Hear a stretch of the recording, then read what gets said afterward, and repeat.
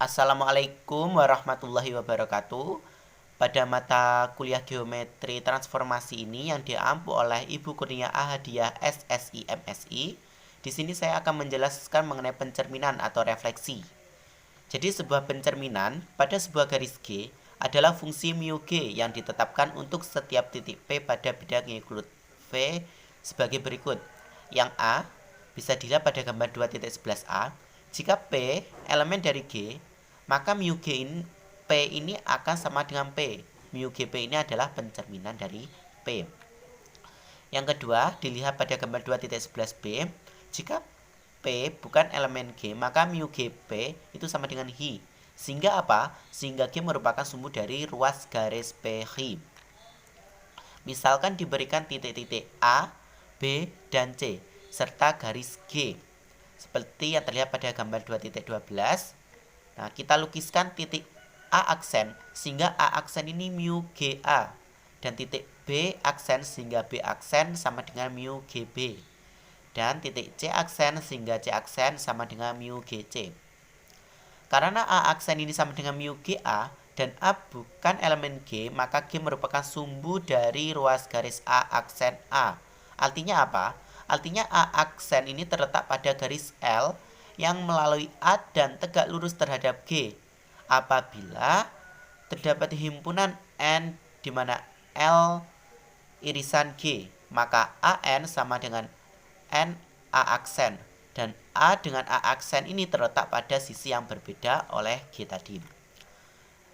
Yang B, karena B aksen itu sama dengan mu GB dan B elemen dari G, maka B aksen akan sama dengan B. Karena C aksen sama dengan mu GC dan C bukan elemen G, maka G merupakan sumbu dari ruas garis C aksen.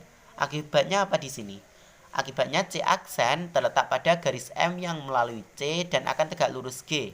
Sehingga jika ada himpunan M itu sama dengan M irisan G, maka CM itu akan sama dengan MC aksen. Dan C dengan C aksen ini terletak pada sisi yang berbeda oleh G.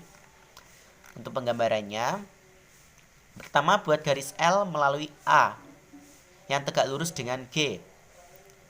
Cari himpunan N sama dengan L irisan G. Kita buat ruas garis N A aksen itu sebangun dengan A ruas garis AN. Sehingga ruas garis NA aksen ini elemen dari L. Dan A aksen dengan A ini terletak pada sisi yang berbeda oleh G. Untuk penggambaran yang kedua ini sudah jelas. Dan yang ketiga atau yang C ya ini buat garis M melalui C tegak lurus G. Cari himpunan M sama dengan M irisan G. Buatlah ruas garis MC aksen yang sebangun dengan ruas garis CM. Sehingga diperoleh ruas garis M C aksen subset M. Dan C aksen dengan C ini terletak pada sisi yang berbeda. Seperti yang ditunjukkan oleh gambar 2.13. Pencerminan sebagai suatu isometri.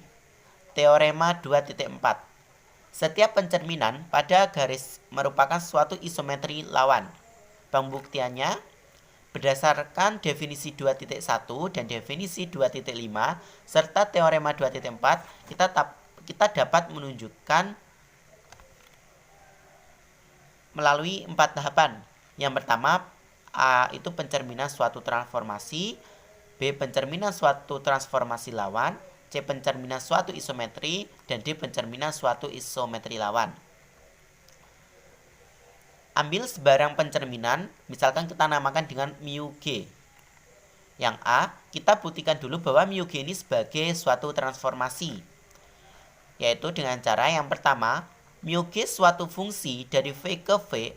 V ini merupakan bidang Euclid. Berdasarkan definisi 2.6, jelas bahwa domain dari mu G adalah V.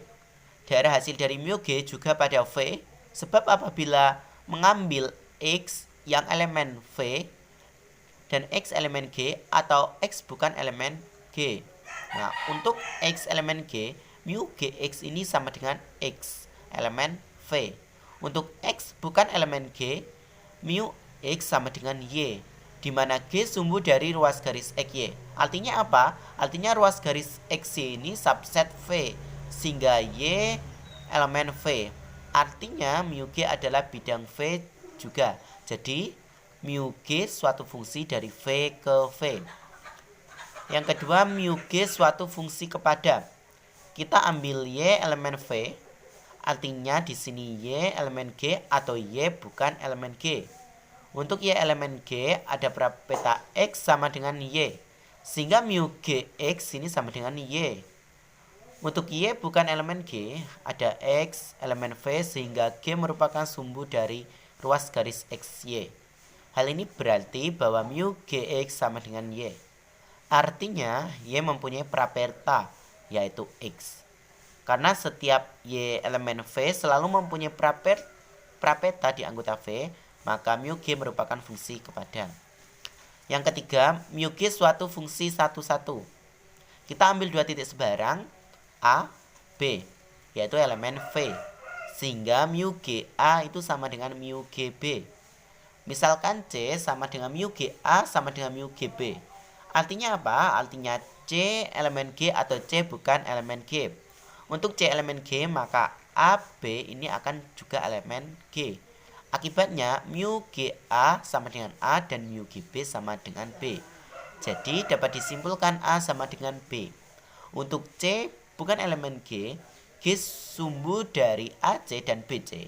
Akibatnya A sama dengan B untuk setiap pasangan AB elemen V. Sehingga mu GA sama dengan mu GB yang mengakibatkan A sama dengan B. Maka mu G suatu fungsi satu-satu. Karena mu G suatu fungsi dari V kepada V dan satu-satu, maka mu G suatu transformasi. Untuk B, C, dan D, berdasarkan pengetahuan pada contoh 2.1, kita dapat menyimpulkan bahwa mu G yang ditetapkan seperti pada definisi 2.6 adalah sama. Akibatnya apa? Akibatnya akan menunjukkan bahwa mu G ini suatu isometri. Kemudian berdasarkan pengetahuan pada contoh 2.3 dapat kita simpulkan bahwa mu G juga suatu isometri lawan. Untuk definisi 2.7, suatu transformasi yang balikannya adalah transformasi itu sendiri disebut suatu involusi. Teorema 2.5. Setiap pencerminan pada garis merupakan suatu involusi. Untuk pembuktiannya, ambil pencerminan pada garis, namakan mu G. Tunjukkan bahwa mu G inverse ini sama dengan mu G. Ambil X sebaran titik pada V. Ada dua kemungkinan, yaitu X elemen G atau X bukan elemen G. Untuk X elemen G, berarti mu G bundaran Gx itu sama dengan mu Gx. Karena mu Gx ini adalah X, jadinya mu Gx. Dan mu Gx itu sama dengan X. Jadi sama dengan epsilon X. Untuk X bukan elemen G, misalkan mu G sama dengan Y, akibatnya G sumbu dari ruas garis XY. Artinya sama dengan G sumbu dari ruas garis YX. Sebab ruas garis XY itu sama dengan ruas garis YX. Jadi mu GY sama dengan X. Perhatikan bahwa mu G bundaran mu GX itu sama dengan mu GX. Nah, mu GX ini tadi adalah Y, jadinya mu GY. Nah, mu GY itu sama dengan X, jadi sama dengan epsilon X. Jadi mu G bundaran mu GX itu sama dengan epsilon X. Terdapat X elemen V. Akibatnya di sini mu G bundaran mu G itu sama dengan epsilon. Jadi mu G inverse adalah mu G. Nah, itu tadi mengenai penjelasan mengenai pencerminan. Cukup sekian. Wassalamualaikum warahmatullahi wabarakatuh.